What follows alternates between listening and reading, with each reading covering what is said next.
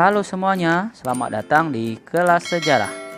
Kali ini kita akan mempelajari tentang lahirnya kolonialisme dan imperialisme bangsa Eropa bersama Pak Jeki.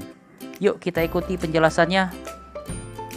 Lahirnya kolonialisme dan imperialisme bangsa Eropa tidak terlepas dari gejolak politik yang ada di dunia pada saat itu. Salah satunya adalah penutupan jalur perdagangan antara Eropa dan Asia. Untuk lebih jelasnya, marilah kita ikuti penjelasan materi berikut ini. Materi yang akan kita bahas kali ini adalah bagaimana lahirnya kolonialisme dan imperialisme bangsa Eropa, faktor pendorong bangsa Eropa melakukan penjelajahan samudra, dan perjalanan ekspedisi menjelajah samudra. Sekarang adik-adik sudah tahu belum apa itu penjelajahan samudra? Penjelajahan samudra merupakan abad di mana banyak ditemukan daerah-daerah baru dan juga jalur-jalur pelayaran baru menuju dunia timur untuk mencari sumber rempah-rempah.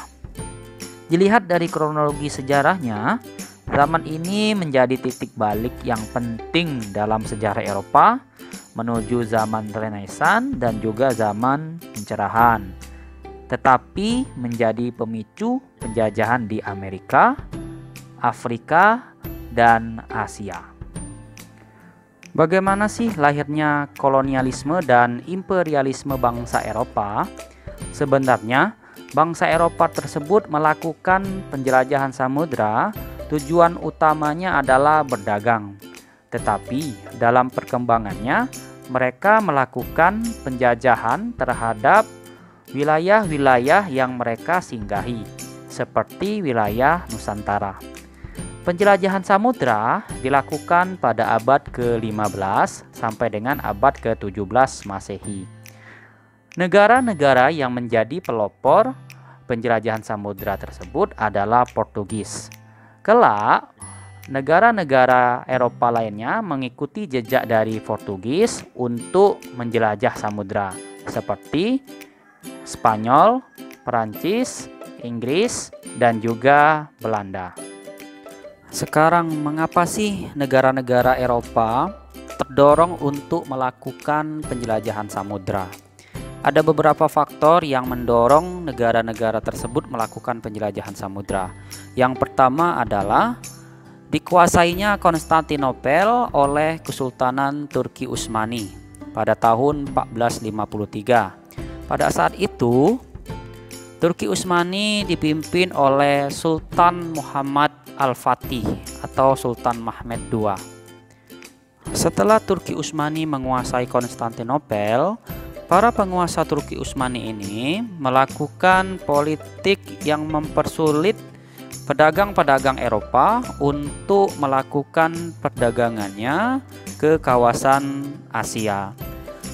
Karena Konstantinopel ini merupakan satu-satunya jalur darat penghubung antara Eropa dan Asia. Oleh karena itu, bangsa Eropa tersebut melakukan atau mencari jalan-jalan baru untuk menuju ke Asia guna berdagang dan mencari sumber rempah-rempah. Oh iya, sekarang adik-adik tahu nggak di mana lokasi Konstantinopel ini berada? Kota Konstantinopel setelah dikuasai oleh Turki Utsmani, oleh penguasa Turki tersebut diubah namanya menjadi Istanbul dan kelak nanti berubah menjadi Istanbul. Jadi, letak dari kota Konstantinopel ini sekarang berada di negara Turki. Faktor yang kedua adalah berkembangnya teknologi pelayaran. Bangsa Portugis mencapai kemajuan yang sangat pesat dalam teknologi, terutama teknologi pelayaran. Mereka adalah bangsa Eropa pertama yang menggunakan rasi bintang salib selatan untuk berlayar ke sebelah selatan Khatulistiwa, yang belum dilakukan oleh negara-negara Eropa lainnya. Mereka juga dapat melukiskan peta-peta Asia, bahkan peta dunia yang sebelumnya belum pernah mereka jelajahi. Kemajuan ini bisa terjadi karena di bangsa Portugis tersebut terdapat sekolah kartografi yang hasilnya dimanfaatkan oleh pelaut-pelaut Portugis untuk menjelajahi lautan luas. Pada abad ke-15, bangsa Portugis di bawah Pangeran Henry yang terkenal dengan julukan Sang Navigator juga mengembangkan sebuah kapal yang berteknologi tinggi pada saat itu yang disebut kapal karavel. Kapal inilah yang menjadi andalan bangsa Portugis ketika masa abad penjelajahan bangsa Eropa. Faktor yang ketiga adalah berkembangnya merkantilisme di Eropa. Adik-adik pasti bertanya, apa sih merkantilisme tersebut? Merkantilisme merupakan teori ekonomi yang menyatakan kesejahteraan suatu negara ditentukan oleh banyaknya aset atau modal yang dimiliki serta besarnya volume perdagangan global suatu negara tersebut. Berlandaskan pengertian tersebut, tidak sedikit penjelajahan atau pelayaran bangsa-bangsa Eropa yang dibiayai oleh raja atau negaranya guna mencari komoditas-komoditas yang mendukung perdagangan globalnya, supaya mereka menjadi negara yang makmur dan menguasai wilayah Eropa bahkan dunia. Dari pengertian tersebut dapat kita pahami bahwa merkantilisme ini secara langsung ataupun tidak langsung ikut berperan melahirkan penjajahan di kawasan Asia, Afrika, dan Amerika, khususnya di wilayah Nusantara. Faktor yang keempat adalah misi 3G. Misi ini terdorong mewujudkan semangat goal, glory, dan gospel, yang artinya semangat mencari kekayaan, kejayaan, dan menyebarkan agama Kristen di wilayah-wilayah yang mereka singgahi. Faktor kelima adalah terpengaruh oleh ajaran Copernicus bahwa bumi itu bulat. Pandangan ini menjadi salah satu acuan terhadap negara-negara Eropa yang melakukan penjelajahan samudra untuk menentukan arah dari awalnya mereka berlayar tersebut. Faktor keenam, tertarik dengan kisah perjalanan Marco Polo yang dikatakan dalam buku Imago Mundi yang berhasil mengunjungi India, Cina, dan Nusantara. Dari buku inilah memberikan inspirasi bagi bangsa Eropa untuk mencari jalan ke dunia timur. Faktor yang ketujuh, semangat reconquista atau balas dendam akibat kekalahan pada Perang Salib. Bangsa-bangsa Eropa ingin membalas kekalahannya pada orang-orang Islam, terutama terhadap bangsa Turki, sehingga timbul semangat untuk melanjutkan perang salib ke dunia timur, khususnya ke negara-negara di kawasan benua Asia yang didominasi dengan ajaran Islam. Ini merupakan peta perjalanan penjelajahan samudra yang dilakukan oleh bangsa-bangsa Eropa dan juga klaim atas tanah-tanah yang mereka kuasai. Sekarang kita akan menjelaskan bagaimana perjalanan ekspedisi menjelajah samudra oleh bangsa-bangsa Eropa. Pada tahun 1394 sampai 1460 Masehi, bangsa Portugis di bawah Pangeran Henry, dikenal dengan julukan Sang Navigator, melakukan penjelajahan ke pantai barat Afrika, Maluku. Adik-adik pasti bertanya, kenapa harus ke pantai barat Afrika? Karena Pangeran Henry mendapatkan informasi bahwa Di wilayah pedalaman Maroko, para pedagang Arab memperdagangkan emas. Para pedagang Arab ini membawa emas-emasnya menggunakan karapan-karapan unta. Oleh karena itu, Pangeran Henry memutuskan untuk menjelajahi wilayah pantai barat Afrika ini untuk menemukan pelabuhan-pelabuhan lain serta jalur-jalur karapan yang menuju ke daerah produksi emas tersebut. Akibatnya, berangsur-angsur para pelaut Portugis mulai mengenal jalur pelayaran di pantai barat Afrika. Hasil dari ekspedisi ke pantai barat Afrika tadi, bangsa Portugis berhasil menaklukkan sebuah pelabuhan di Afrika Utara pada tahun 1415, yaitu Pelabuhan Kaunta, sebuah pelabuhan yang dikuasai oleh para pedagang Arab. Dari penguasaan pelabuhan inilah bangsa Portugis leluasa untuk berdagang dengan bangsa Afrika. Dari bangsa Afrika inilah bangsa Portugis mendapatkan sebuah informasi yang sangat penting bahwa wilayah yang menghasilkan rempah-rempah tersebut terdapat di wilayah timur, yaitu Nusantara. Setelah yakin menemukan jalur daerah penghasil rempah-rempah, Raja Portugis mulai mengirim armada untuk mencari wilayah tersebut. Dikirimlah beberapa kapal-kapal, armada-armada untuk mencari jalur-jalur daerah-daerah yang berpenghasilan rempah-rempah tersebut. Salah satu armada yang berhasil yang dipimpin oleh Bartolomeus Dias. Ia berlayar menyusuri pantai barat Afrika, melintasi Ghana, Angola, dan Namibia. Setelah itu, Dias ini melanjutkan perjalanan ke Afrika Timur. Ya, dari Afrika Timur inilah dia mendapatkan informasi lagi dari bangsa Arab bahwa yang menghasilkan rempah-rempah ini yang sangat kaya adalah di wilayah timur, yaitu di wilayah India. Setelah itu, Dias bermaksud untuk terus berlayar ke India, tetapi terpaksa kembali karena para awak kapalnya menolak untuk melanjutkan perjalanannya. Dalam perjalanan pulang inilah kapalnya kemudian berlabuh di sebuah tanjung, ya, yang berbatu-batu di wilayah Afrika Selatan yang posisinya menghadap ke Samudra Atlantik. Oleh Raja Portugis, wilayah tersebut dinamakan Tanjung Harapan.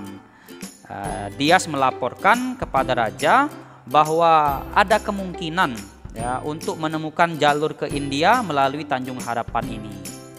Melihat kesuksesan Portugis, mendorong Spanyol juga ingin melakukan ekspedisi menjelajah samudra. Maka Spanyol mengirim Christopher Columbus pada tahun 1492. Christopher Columbus melakukan ekspedisi ke wilayah-wilayah yang berpenghasil rempah-rempah tersebut. Karena Christopher Columbus ini percaya bahwa bumi itu bulat, ya, maka dia melakukan pelayarannya menuju ke arah barat. Berlabuhlah dia ke sebuah wilayah yang bernama Bahama, ya, sekarang disebut benua Amerika. Karena Christopher Columbus menganggap Bahama tadi adalah wilayah Hindia, maka penduduk asli dari wilayah tersebut disebutnya adalah Indian. Setelah kembalinya Columbus dari menjelajah samudra, Columbus mengunjungi Portugal dan menceritakan apa yang dia temui itu atau apa yang dia dapatkan kepada Raja Portugis, yaitu Raja Dom João II. Hal inilah memicu konflik antara Portugis dan Spanyol, karena Raja Portugis tersebut bersikeras bahwa bangsa Portugis merupakan pihak yang berhak menjelajah wilayah Amerika yang ditemukan oleh Columbus tadi. Ya. Selanjutnya, karena terjadi pertikaian antara Portugis dan Spanyol, maka diadakanlah sebuah perundingan yang ditengahi oleh Paus Alexander ke-6. Ya, nama perundingannya adalah Perundingan Tordesillas. Ya, Perundingan Tordesillas ini diadakan pada tahun 1494. Ya, apa sih Perundingan Tordesillas ini? Perundingan Tordesillas adalah pembagian belahan bumi ini menjadi dua bagian, barat dan timur. Ya, belahan bumi bagian barat merupakan wilayah penjelajahan yang diberikan kepada Spanyol. Sedangkan wilayah bagian timur diberikan kepada Portugis untuk dijelajahi. Nah, itu adalah isi dari perjanjian Tordesillas yang ditengahi oleh Paus Alexander ke-6.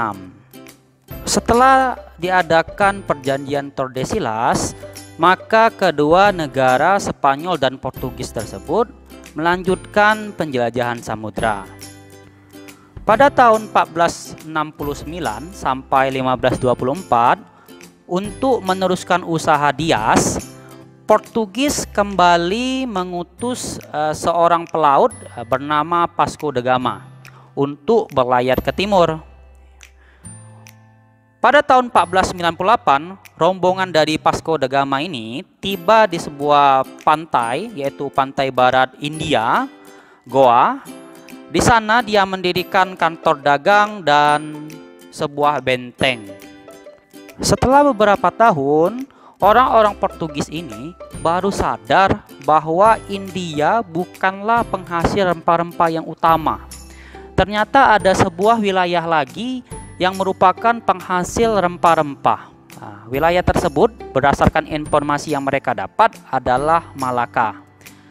Maka dikirimlah sebuah armada lagi yang dipimpin oleh Alfonso de Albuquerque menuju Malaka. Setelah sampai ke Malaka, dia menaklukkan Malaka. Selanjutnya, dia menyebar ke wilayah Nusantara yang lainnya, termasuklah wilayah Indonesia sekarang ini. Sekarang kita akan bahas bagaimana penjelajahan samudra dari bangsa Spanyol setelah perjanjian Tordesillas. Penjelajahan samudra oleh Spanyol dilanjutkan oleh Ferdinand Magellan, seorang tokoh yang juga dikenal sebagai orang pertama yang mengelilingi dunia. Ya, Ferdinand Magellan melakukan penjelajahan samudra melalui Samudra Atlantik, terus ke barat sampai ke pantai timur Amerika Selatan. Ya, nah, sekarang selat tersebut disebut Selat Magellan, dan terus meneruskan perjalanannya sehingga sampailah ke Kepulauan Massawa, sekarang disebut Filipina. Nah, setelah sampai di Filipina, dia melakukan sebuah tindakan yang dilakukan terhadap orang-orang asli di Kepulauan Massawa ini. Nah, terjadilah peperangan antara Ferdinand Magellan dan teman-temannya dan juga penduduk asli dari Filipina ini. Nah, dari sebuah peristiwa tersebut meninggallah Ferdinand Magellan ini di Filipina. Nah, usaha dari Magellan ini diteruskan oleh temannya, yaitu Juan Sebastian Delcano pada tahun 1476 sampai 1526. Nah, Delcano melanjutkan ekspedisi ke wilayah yang mereka cari berpenghasil rempah-rempah tersebut, yaitu Maluku. Sampailah Delcano ini pada tahun 1521 ke wilayah Maluku. Terjadilah persaingan antara Portugis dan Spanyol lagi. Nah, karena mereka saling mengklaim bahwa Maluku tersebut merupakan wilayah mereka.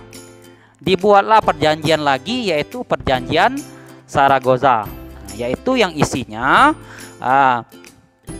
wilayah Maluku itu adalah hak milik dari Portugis, sedangkan Spanyol harus kembali lagi ke utaranya Maluku, yaitu ke Kepulauan Nusa tadi, Filipina. Melihat keberhasilan Portugis dan Spanyol membuat negara-negara Eropa lainnya seperti Inggris dan Belanda kemudian berlomba-lomba menyelenggarakan penjelajahan ke benua-benua lainnya. Bagaimana? Sudah tahu kan mengapa bangsa Eropa bisa datang ke Nusantara? Mungkin itu saja materi kita kali ini. Semoga bermanfaat. Terima kasih. Sampai ketemu di kelas sejarah selanjutnya.